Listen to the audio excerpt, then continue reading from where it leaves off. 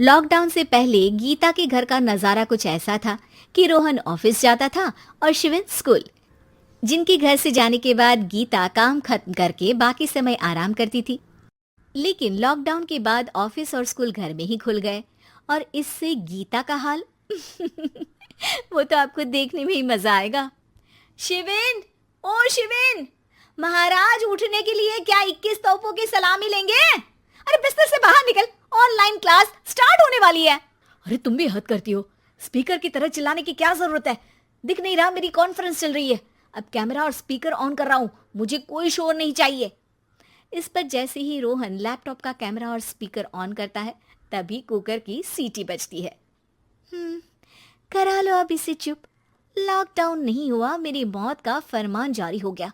दोनों बाप बेटे ने नाक में दम किया हुआ है। ऐसा बोलकर गीता वहां से शिविन के कमरे में पहुंच जाती है, जहां शिविन अभी भी सो रहा होता है। ओ आलसी, अब अगर 5 मिनट में नहीं उठाना तो आज तेरा गेम और यूट्यूब कैंसिल। माँ की बात सुनकर शिविन बिना 1 मिनट गंवाए उठ खड़ा होता है। उठ गया, अभी नहाकर भी आता हूँ। ये नाटक कहीं और, मुंह पर गीला कपड़ा मार और पढ़ने बैठ। शिविन की ऑनलाइन क्लास स्टार्ट हो जाती है, जिस पर गीता उसे वहां बिठाकर रसोई में चली जाती है। थोड़ी देर में उसे कमरे से कुछ आवाज सुनाई देती है, जिसे सुनकर वो कमरे में वापस आती है। हाय राम, तुझे क्लास अटेंड करने के लिए बोला था, कैमरा ऑफ करके बिस्तर पर नाचने के लिए नहीं बोला था। मम्मी मुझे कुछ समझ नहीं आ रहा, आप बाद में पढ़ा देना ना, वैसे भी अटेंडेंस तो लगी गई है। हाँ बेटा, जरूर बन जा, तू अभी से हम सबका बाप बन जा। अरे नहीं मतलब कहाँ से लाते हो इतना दिमाग, और पढ़ाई करते हुए ये चला कहाँ जाता है? नाइस क्वेश्चन, दिमाग से पूछकर बता दूंगा। शिविन की बातों से परेशान होकर गीता उसे मारने के लिए जैसे ही आगे बढ़ती है तभी वो कमरे से बाहर भाग जाता है। अब शिविन आगे आगे और गीता हाथ में चप्पल पकड़े उसके पीछे पीछे पूरे घर में दोनों घूम रहे होते हैं। इसी बीच वो रोहन के पास पहुंच जाता है और शिविन को मारने वाली चप्पल रोहन के लैपटॉप पर जाकर गिरती है। ओए माँ! मम्मी, अब पापा को चप्पल मार रही हो? वो आज तक के रिपोर्टर, चुपचाप जाकर क्लास अटेंड कर ले, नहीं तो अगली तेरे पीछे लगेगी। इस पर शिविन वहां से चला जाता है, जिसके बाद रोहन गीता से कहता है, इस सर्कस के लिए कुछ बोलना चाहोगी? अरे क्या करूं, जब से तुम दोनों घर में रहने लगे हो, घर अपने आप ही सर्कस बन गया है और मैं तुम्हारी नौकर। कभी बेटी को संभालो तो कभी बाप के नखरे उठाओ। इन्हीं सब उथल पुथल में दिन बीतते रहते हैं, जिसमें हर रोज घर के अंदर कुछ नया सियप्पा खड़ा मिलता है, जो ज्यादातर शिविन और रोहन के ऑनलाइन स्कूल और ऑफिस से रिलेटेड ही होता है। एक सुबह, शिविन चल उठ, आज की क्लास जल्दी है।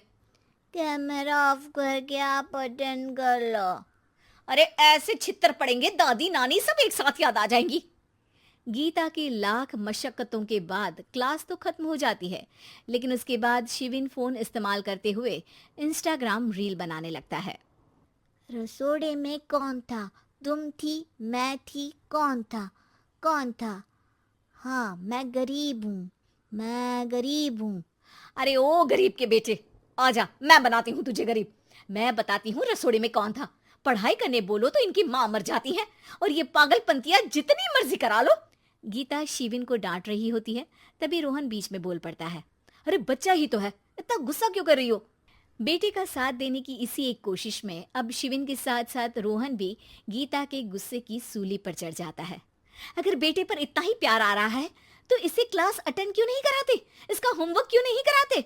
उस समय तो बहुत जल्दी मीटिंग आ जाती है, वो काम मैं करूं और यहाँ इस बेफिजुली की चीज में तरफदारी करके बन जाओ महान। हे भगवान, कोई तो इनके ऑफिस और स्कूल खुलवाओ, मैं इन्हें और घर में नहीं सह सकती। अरे कुछ और मांग लेती, क्योंकि तुम्हारी ये विश इस साल तो पूरी होने से रही, कोरोना। हाय नास बेटे ने जिंदगी ही बर्बाद कर दी। खाए कोई पचाए कोई, कल मुझे चुन चुन कर सबको मेरी बद्दुआ लगेगी। उन्होंने दुनिया का और इन बाप बेटे दोनों ने मेरा जीना मुश्किल कर दिया। गीता वहां से चली जाती है, जिसके बाद रोहन शिविन से कहता है, अरे तुम्हारी मम्मी इतनी भड़की हुई क्यों है? आपकी वजह से पूरा समय घर में रहते हो और उस पर कोई काम कराने की जगह बस ऑर्डर देते रहते हो। अच्छा बेटे, सारा इल्जाम मुझ पर, पूरा दिन तो वो तुम पर ही चिल्लाती है।